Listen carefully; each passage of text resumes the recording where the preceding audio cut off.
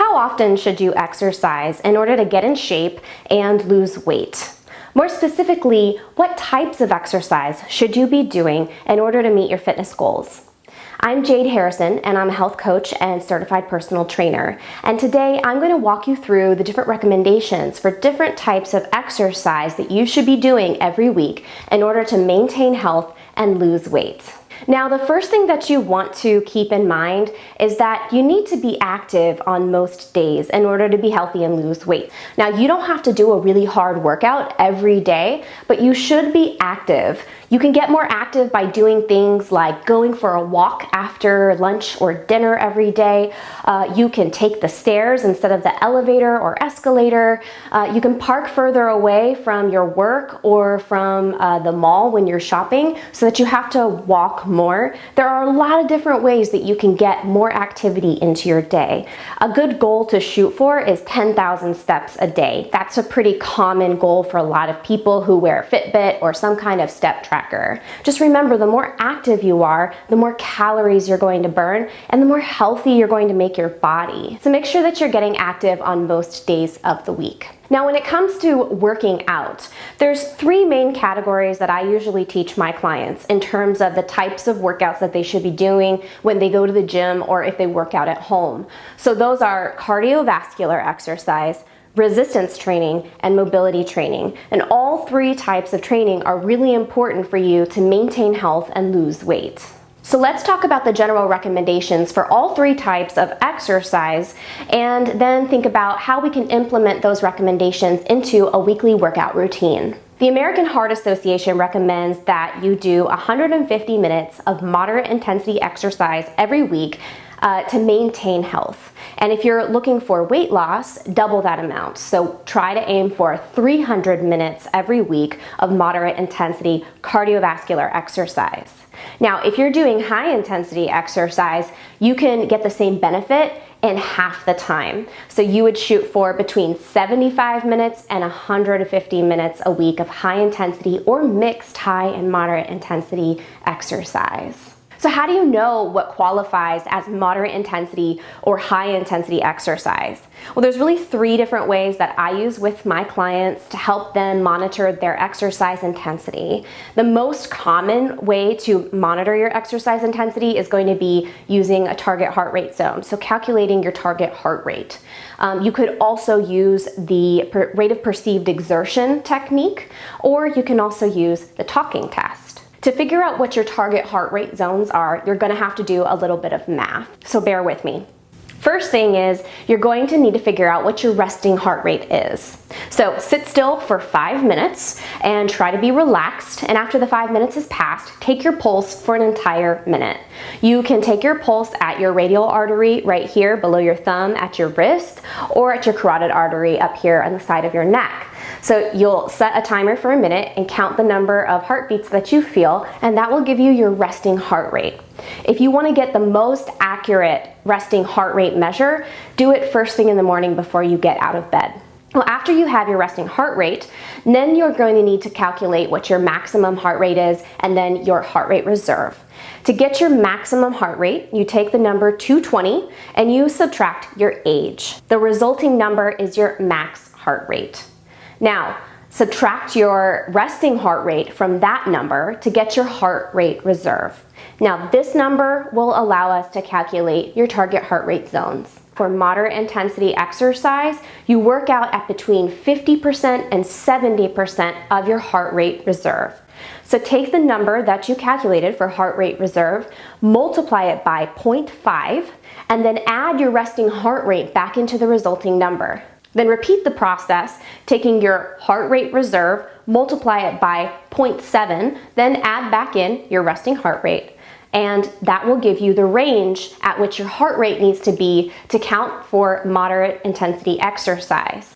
So for me, my resting heart rate is 55 and I'm 30 years old. So I'm going to subtract 30 from 220. The result is 190. So my maximum heart rate is 190. Then I subtract my resting heart rate, which is 55, and the result is 135. So 135 is my heart rate reserve. Now, to figure out what my moderate intensity exercise is, I take 135, multiply it by 0.5, and then I add back in my resting heart rate to the resulting number, and that gives me 122. So I need to be working at a level that gets my heart rate to at least 122 beats per minute. And for the upper end of moderate intensity exercise, I take 135, multiply it by 0.7, and then add back in my resting heart rate. The result is 149. So now I know that I need to be working out at a level that gets my heart rate between 122 and 149 in order for my exercise to count as moderate intensity. High intensity exercise counts as no more than 85% of your heart rate reserve.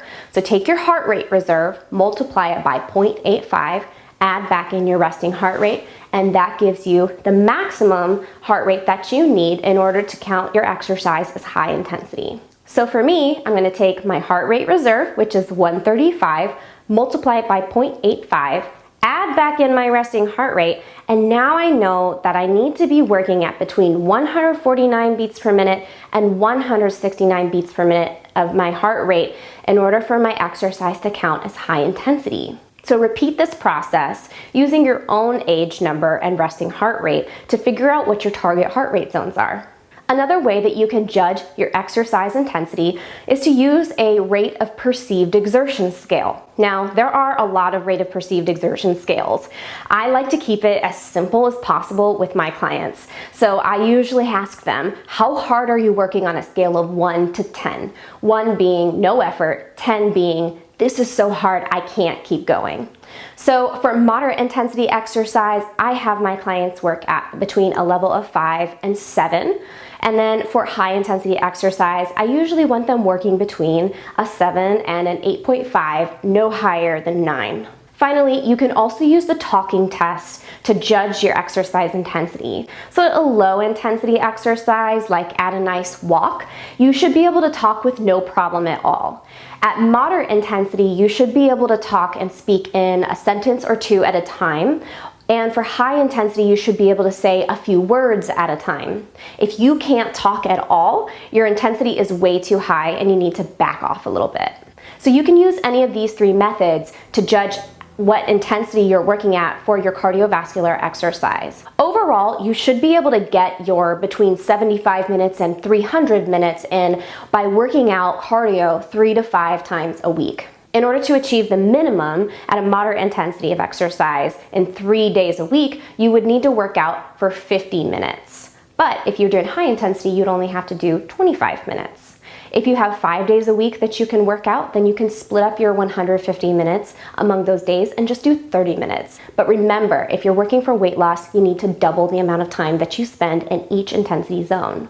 Now, another type of exercise that you really need to be incorporating into your training plan is resistance training. Resistance training is so crucial for all types of training plans, especially if you're trying to lose weight. So as we lose weight, our bodies burn fat as well as muscle in the process. And this can slow down your metabolism, making it harder to lose additional weight once you've reached about 10 to 15 pounds of weight loss. So to keep your weight loss going, you've got to keep your metabolism high. Keep your metabolism high by building muscle. Now, for general health and wellness, as well as weight loss, experts recommend that you perform resistance training 2 to 3 times a week per muscle group on non-consecutive days. So you could very easily achieve this by doing 2 to 3 total body resistance training routines on a couple of days a week. You could also do what many people enjoy, which is a total body split on 5 to 7 days a week,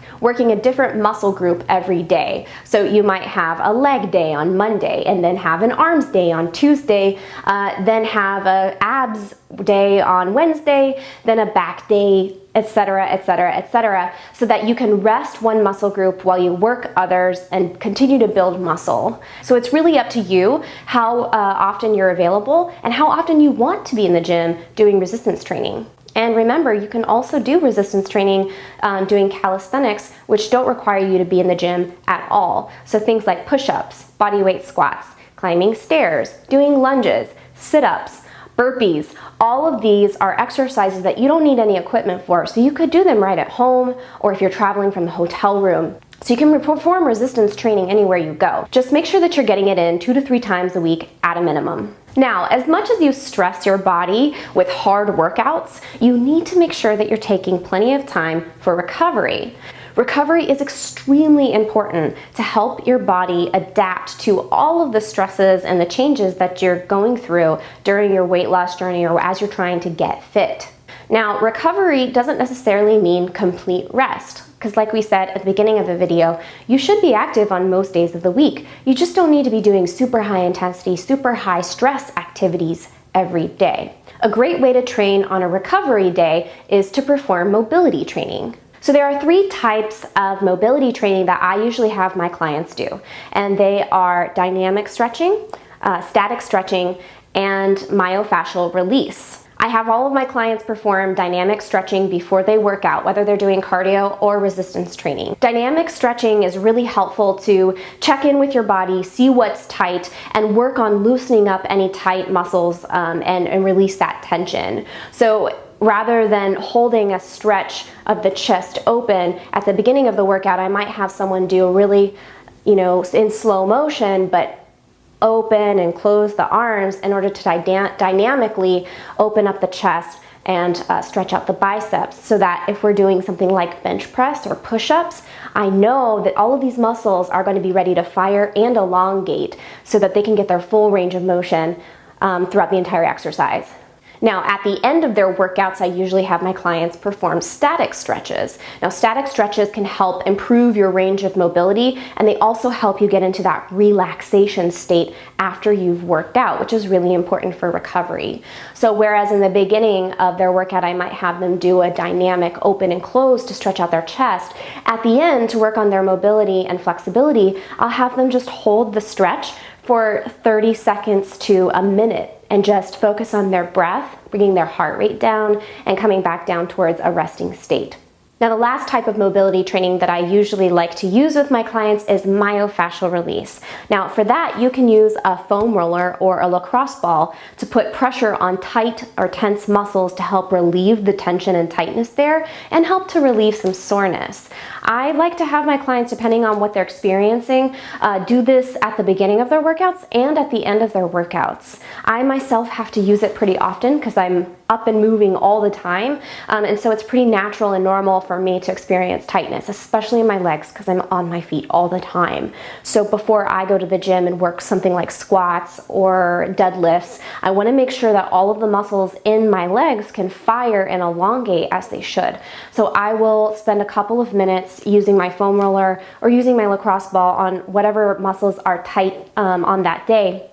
So definitely make sure to invest in one of these guys, because it's either that or get massages every week, which can be pretty expensive. And if you can afford that, good for you.